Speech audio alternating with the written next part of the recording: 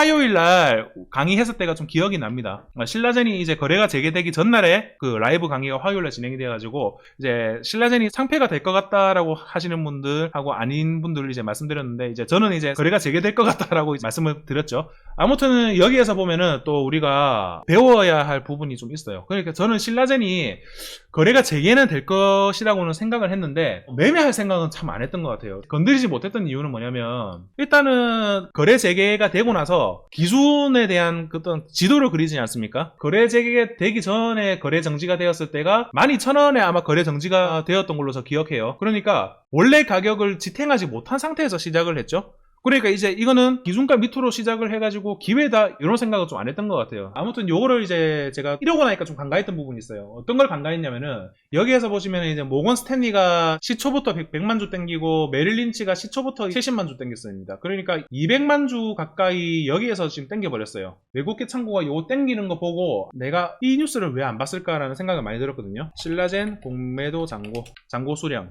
신라젠의 공매도 잔고 수량은 651만 7,123주다. 이거를 제가 좀 무시를 했던 경향이 좀 있었어요. 요게 무슨 말입니까, 여러분? 숏커버링 물량이 들어올 수 있는 확률이 좀 높은 시장의 상황이었다라고 보여지는 부분이거든요. 왜냐면 이제 2년 반 동안 거래 정지가 되었었고 공매 친 거를 이제 갚아야 하는데, 이게 가격을 어느 가격대에서 공매를 쳤는지는 모르겠지만 일단 8,000원이면은 거래 재개 당시 12,000원 대비해서 굉장히 낮은 가격이잖아요.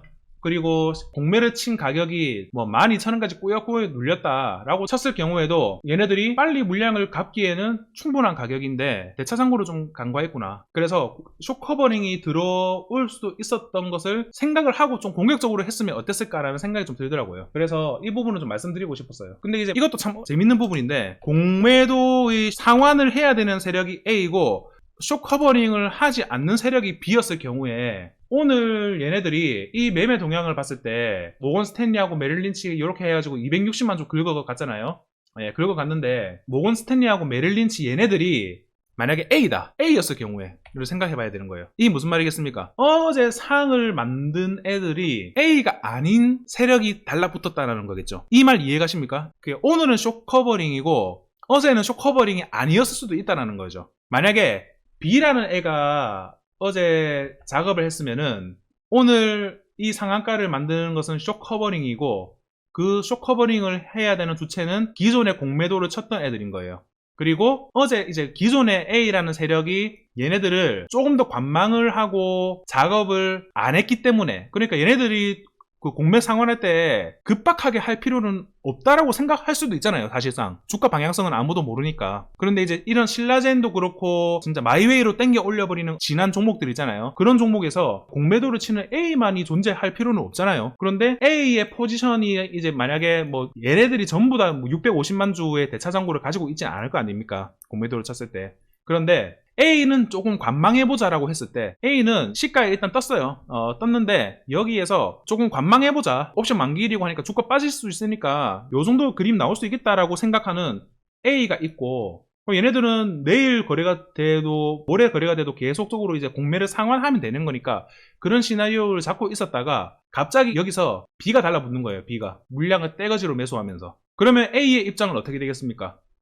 주가가 올라가면 올라갈수록 공매도가 손실을 보겠죠. 상환을 해야 되는데. 그러니까 오늘 메릴 린치하고 뭐 골드만삭스 이제 외국계 창구가 미친듯이 샀을 수도 있어요. 저는 그렇게 보고 있거든요. 그러니까 이제 종목을 딱 바라봤을 때 볼 수 있는 관점이 여러 가지가 있는데, 신라젠 거래가 재개돼가지고 상을 갔네, 단순하게 이런 거 말고 이런 매매 동향을 봐가면서 얘네들이 지금 14,100원으로 지금 상한가를 갔으니까 상환 수량을 다 채우지 못한다면 안 좋은 그림도 나올 수 있겠구나 라고 생각할 수 있는 거예요. 근데 이 그림을 봤을 때 지금 22% 출발했잖아요. 상 가고 나서. 얘네들이 원했겠습니까? 그러니까 무슨 말이냐면 22% 출발이 나왔는데도 불구하고 이 100만 주를 사는 게 얘네들이 시가부터 긁었던 이유가 있을 거란 말이에요.